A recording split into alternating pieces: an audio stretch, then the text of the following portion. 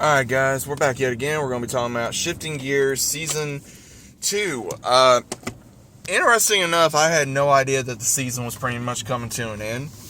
But going into the finale, and I'm assuming you guys watched it, or if you haven't, then again, just speed the video up or just don't watch it. But either way, going into Season 2, we see where things get more intense between, of course, Kat Dennings' character and Sean William Scott's character, because obviously, most of the season was the tension of them wanting to be together, but they haven't, because obviously with them being friends, and of course him being in a relationship with this one girl, and then also, of course, now her being in a relationship now. But overall, it was just like, all right, come on, like, y'all know y'all want to be together, all this other kind of stuff. It just felt very like, the tension was building, and they normally are going to do that for a show anyway. But at the same time, the whole thing with Tim Allen's character and the one he was with, it really messed him up when he wasn't able to be with her anymore.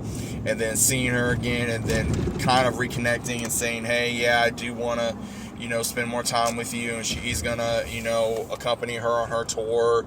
So it looks like that they're going to work things out, and they're going to stick together. And then now, of course, Riley, she's going to have a big decision to make between Gabe and the one that she's with.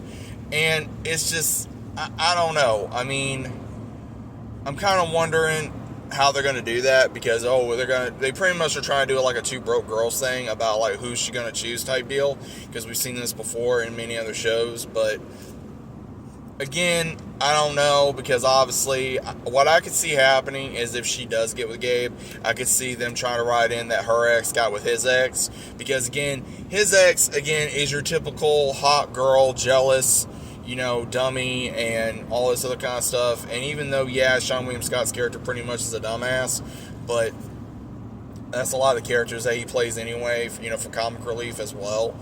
But I don't know. I mean, they're probably going to end up together regardless, but I think this season, honestly, was okay. It was boring to a certain degree.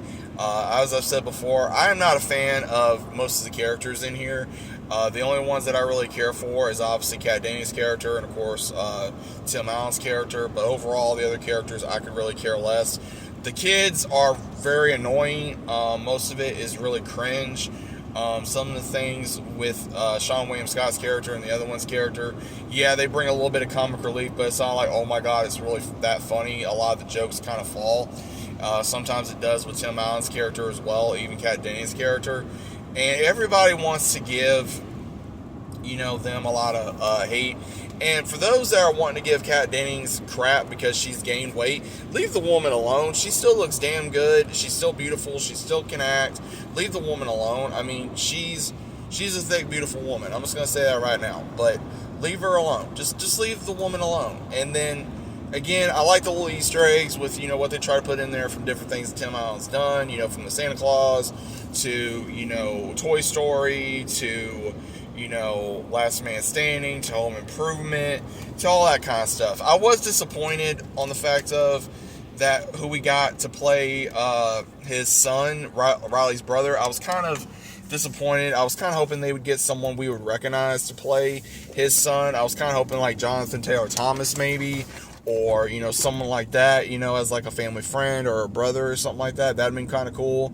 It was good to see the one played Al, the one played Heidi, the one played Jill kind of make a cameo in the show, and of course the one played his wife and Last Man Standing. But again, I want some more cameos from ones that have done things with Tim Allen, but I don't know if it's going to happen. As of right now, from everything I've been hearing, Shifting Gears is pretty much on the rails, or off the rails, to the point of unsure if they're going to continue on to another season. If they didn't, it wouldn't surprise me, especially with the cliffhangers that they left on there with, Matt going on tour with the one he's with off and on again, and then of course Riley having to make a decision between Gabe and the other one. So I'm not entirely sure.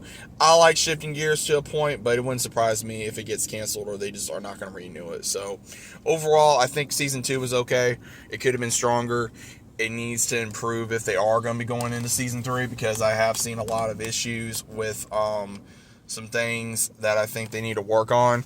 But at the same time, I'm only a fan at the end of the day. It doesn't matter what I think, and it's also not going to matter what other fans think, because they're going to do what they're going to do between the writers and everything of that nature.